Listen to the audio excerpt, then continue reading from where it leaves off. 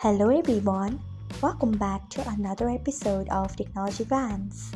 Today in this video, I'm going to guide you through how you can disable other live broadcast on X. So let's get started.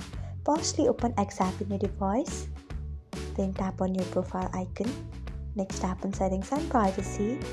After that, tap on notifications, then tap on preferences. Next, tap on push notification. Then scroll until you find audio live broadcast. Then untick it by tapping on it. So this is how you can disable audio live broadcast on X. Thanks for watching. If you found this guide helpful, we would love it if you hit the thumbs up button below. We upload great new tech tutorials like this one every day. So do not forget to subscribe to our channel and hit the bell icon so that you'll never miss another update.